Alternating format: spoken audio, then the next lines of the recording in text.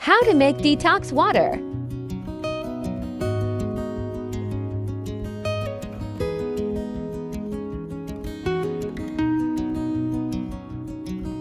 So hello guys, so welcome back again sa aking channel, and this is Kumar Official Vlog. So for today's video ay gagawa tayo ng detox water. So this is the ingredients that I need. So we have here the lemon, ginger, cucumber, and 1 tablespoon of chia seeds. So ayan, kakat lang natin yung ating mga ingredients into pieces like this hanggang matapos. Hiwa-hiwain lang natin guys ng ganyan kalaki. At after that, ilalagay natin ito sa pitchel or sa water bottle.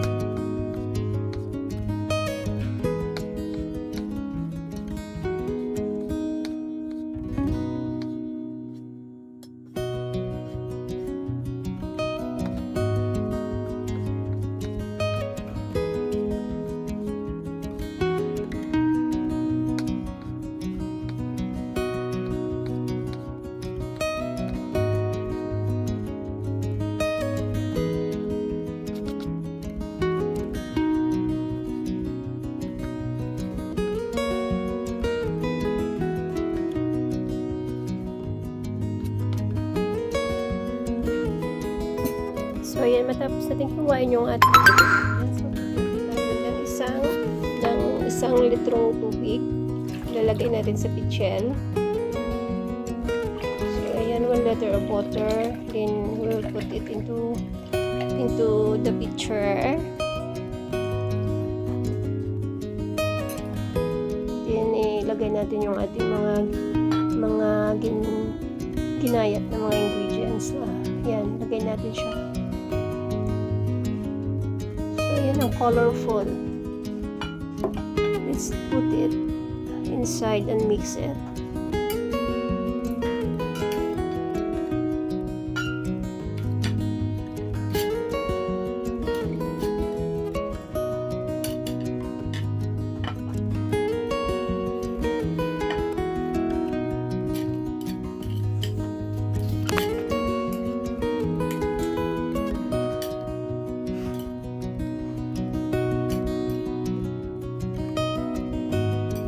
I-mix natin siya guys.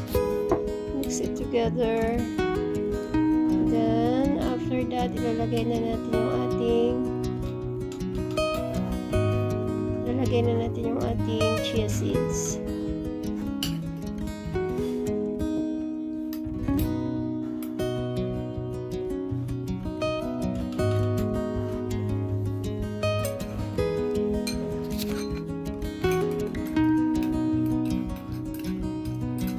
Ilalagay ko na yung chia seeds natin, then i-mix din natin ulit. So, and after that, ita-transfer natin sa ating water bottle.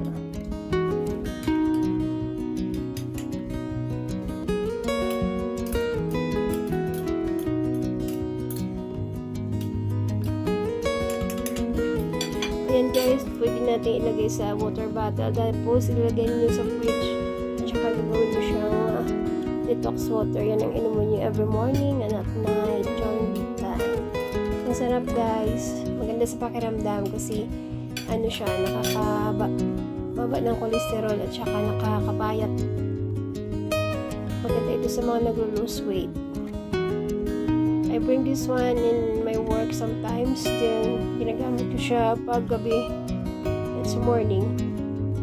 And this is it. Our detox water is ready. So, ayan. Salamat sa panonood. Don't forget to subscribe and click my notification bell para updated po kayo sa aking mga upcoming videos. Na-transfer natin guys yung iba sa sa water bottle. That's it.